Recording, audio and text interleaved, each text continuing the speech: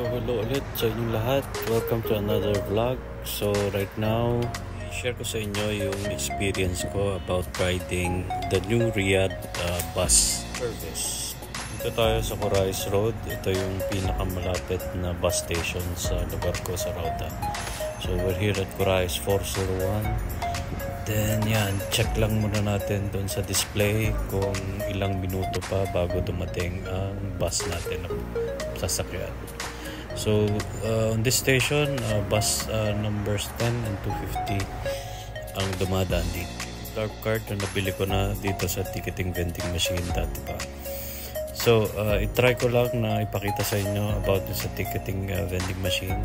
So mag-top up tayo para ma-experience natin kung paano mag-top up ng balance. So yan, pindot lang tayo. So medyo hindi siya touchscreen. Select tayo ng English. So pindot-pindot lang habang lumabas yung English language. So yan, lumabas na. Pwede na nating itap dun sa tap to pay icon sa kanan. Then yun, lalabas na yung balance natin. Then select na lang tayo kung magkano yung idadagdag natin na amount for top up. So may 50, 100, 10, 20. So select natin 10. Then yun, click yung green option, then pay through bank card. Then itap natin yung ATM card natin ulit sa tap to pay icon. Then yan, pasok na yun. So process na yung payment. Then okay na siya. So need nating itap ulit yung dark card para pasok yung top up amount na binayaran natin. Option lang kung gusto natin ng resibo, no receipt or with paper. So I just choose paper only para ma-experience lang. Then yun, kunin natin sa ilalim. Then okay na tayo. Then upo lang muna ulit tayo. Then hintayin muna ulit ng bus bago siya dumating. Ayan, check ulit tayo sa monitor. Then nakita natin na may parating na in few minutes. So labas muna ulit tayo. Then check ulit doon sa poste ng Riyadh bus. So dyan natin makikita kung saan tayo papunta and yung mga bus stations na dadaanan.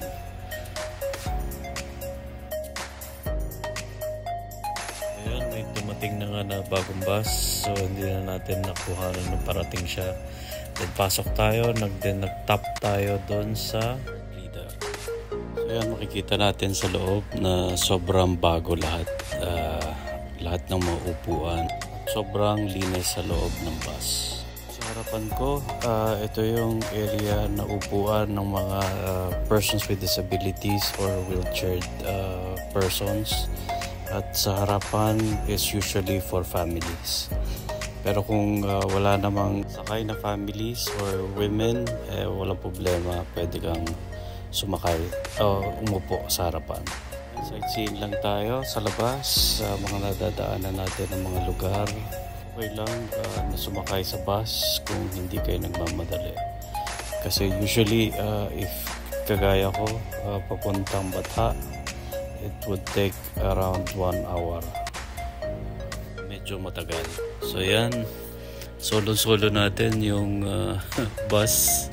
Usually, mga expats lang ang sumasakay dito kasi ang mga locals are mostly may sariling mga sasakyan. Hopefully one day sana gamitin nila ito para makabawas ng traffic and congestion sa mga daan. Fully air conditioned nga pala ang loob nito kaya tamang-tama ang lamig right now. And free wifi. So yun ang mas maganda. Ito yung stop button nila. Then ito yung top card reader. Usually there is a monitor para ma-check mo kung nasan ka na and kung ano yung mga parating na bus stations. So, yan, selfie, video selfie, walang magawa. Sabi ko nga na free wifi sa loob ng bus. and na-experience ko na okay naman ang Wi-Fi connections, mabilis. Kaya nood ka lang ng videos and reels sa Facebook or YouTube habang nasa biyahe. Pala tayo sa different types of tickets na pwede nating bilhin. So it's either number 1, 2 hours pass, 4 reals lang siya. Then 3 days pass, 20 reals. 7 days pass, 40 reals. Or 30 days pass, 140 reals. Yung options para maka-purchase tayo ng ticket. So number 1, mag-download tayo ng Riyadh Bus app. So or option number 2, bili tayo ng TARP card through the ticket vending machine, which is yung ginawa natin. Or option number 3 is direct itatap natin yung debit or credit card natin dun sa card reader pagpasok ng bus.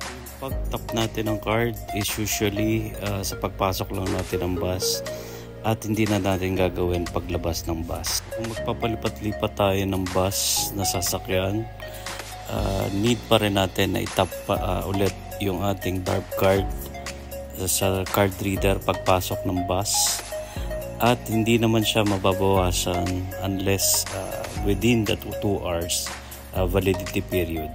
Kung exceeding ka na ng 2 hours from the first tap, so mababawasan na ulit ng 4 reals yung TARP card balance mo.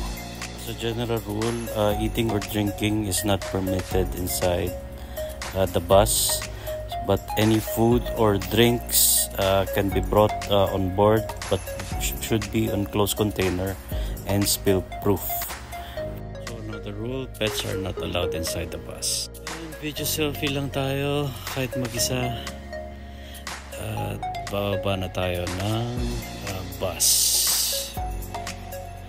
So download nyo lang yung Riyadh Bus app through iOS App Store or Android Play Store for more info. Sana may natutunan kayo sa mga tips na na-share ko regarding my Riyadh Bus experience. So thank you very much and see you on the next vlog. God bless everyone.